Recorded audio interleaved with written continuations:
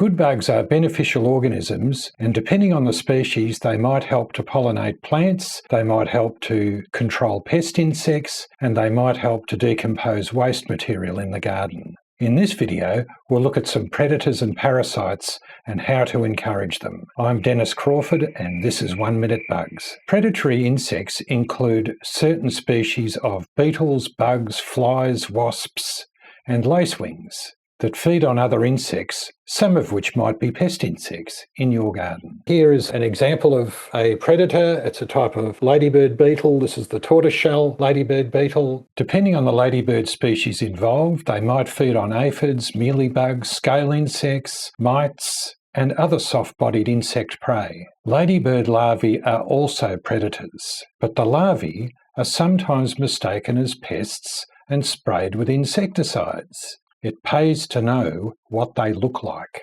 Now let's look at a parasite. This is a parasitic wasp that's laying its egg inside an aphid. How do we encourage them? Parasitic wasps and parasitic flies, they need a feed of nectar. So it's a bit like our pollinators. How to attract them? You need nectar for them to feed on, particularly the females, so that she's got the energy to produce her eggs and then go on and lay her eggs into whatever pest insect or other insect that she needs to breed in. If you want ladybirds to arrive in your backyard and stay, or you want some parasitic wasps or parasitic flies to turn up and hang around in your garden, and you've gone to all the trouble of putting out things for them to feed on, like nectar, lots of flowers, you need to have the pests there. Otherwise they'll fly in and then they'll just go next door if there's nothing for them to work with. And then, if you do have pests arrive, there isn't a resident population to immediately jump on them. And you may end up with a lag in between the pests arriving and then the good bugs arriving. So it's important to think about that. So if you've got a few aphids here or there, or a few caterpillars here or there, not doing too much damage, and you can tolerate them, you are probably certain to have a resident population of ladybirds or other predators or,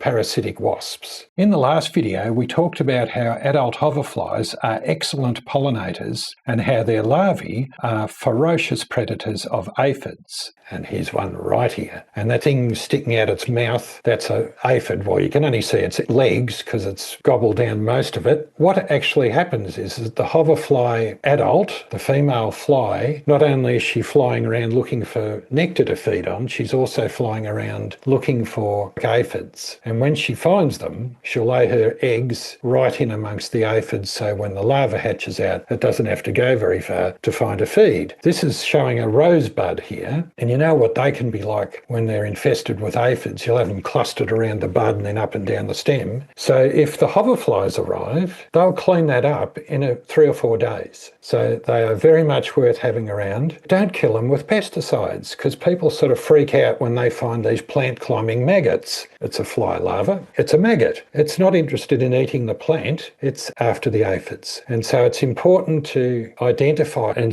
try to work out what's good and what's bad, and just on identifying things. I know of people that have sprayed these because they've seen these big, look like fat aphids and not known what they are. We showed you the photo of the wasp stinging the aphid. Well, after that, after the aphid has been stung, they turn into these bronze inflated, what we call aphid mummies. So the aphid is now dead, and inside each one of those bronzy things is a little wasp developing and ready to come out. I've actually seen on YouTube, on a garden advice channel from America, it's big, it's got 2 million subscribers, a guy saying, these things are really easy to control, you just have to hose them off, and there he is, hosing off all these aphid mummies. I would tell you the opposite. Leave them there and encourage them if at all possible. If it was a plant that you're about to harvest, or you needed to prune the leaves off or something like that, I'd be throwing those leaves into the garden somewhere so that those wasps can come out of those mummies. We'll leave that there for now.